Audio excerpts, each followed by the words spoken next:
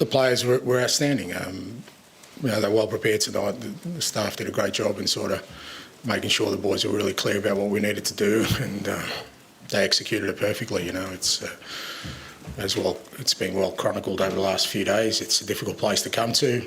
They've got a really imposing home record, not just with wins but with goals. And I thought the lads just handled it really well, as they have throughout this sort of European campaign, particularly the knockout stages. And credit to them. I thought they did an outstanding job. Okay. Praise the players there, but how proud are you, after everything you've gone through this season, to be leading this side out in a Europa League final? Yeah, look, I guess it's a great opportunity. It's kind of fourth year in European football. There are plenty of people who've been in European football for a lot longer than I have that haven't got to a final. So you kind of understand that, it's something that you need to kind of appreciate, and I certainly do that. I haven't really thought a lot about it because obviously the focus is on tonight, but more importantly, just really sort of pleased for the players and the staff, and particularly our supporters. There's a few hundred here tonight who I'm sure will remember this night, and thousands back home who, we've given them some real hope and something to dream about, that we can do something special this year. Hi, Ange, congratulations. Can I get your reaction to just getting United in the final, obviously an all-English game?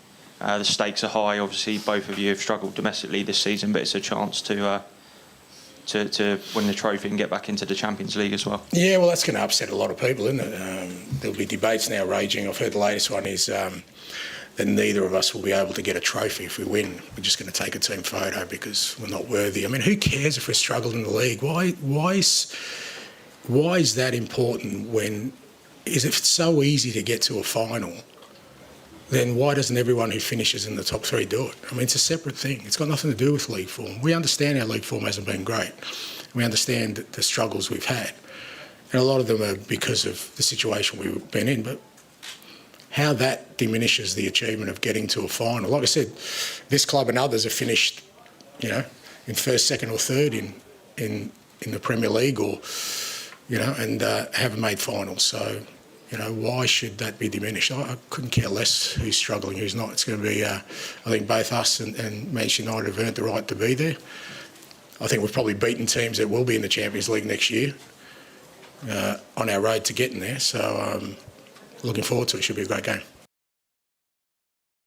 His record in previous European finals is a little mixed. So they won the Cup Winners' Cup in 1963, UEFA Cup twice, 1972, 1984. But Tottenham have also lost two finals, UEFA Cup in 1974 to Feyenoord, and then the big one only 6 seasons ago, the Champions League final against Liverpool in 2019.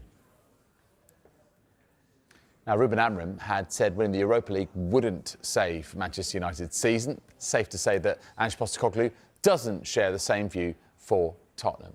Why do I care what Man United think? Why is that relevant to me? So ask the Manchester United manager why he says that. Me, I've said all along that this is important. Now, to rephrase, what does it mean for yours? What does it mean for Tottenham's season then? Well, to be fair, you know better than me. You follow this club probably more than I have. What do you think a trophy would do for this club? Exactly right. So the question answers itself. It's like it doesn't need me to. But you know what? What's happening right now is that people are fearing that it actually might happen. And because it might happen, let's see how we can tear it down somehow, diminish it somehow by, saying that it's been a poor season and it's, we don't deserve this or we don't deserve that, or somehow comparing us to Manchester United. Maybe if we had Manchester United's success, maybe I'd have a different view. But I came into this role, like you said, you know better than me. I could have been sitting here exactly the same time in 5th position. And I guarantee you that the commentary around me would be, well, that's great, Ange, but this club needs to win something. That's exactly what everyone would be saying. So, of course it's massive. Of course it is.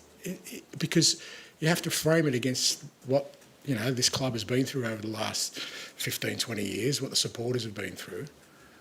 Man United have got their own journey to go on, and maybe if they go 15 years without winning something, they'll change their perspective on things as well.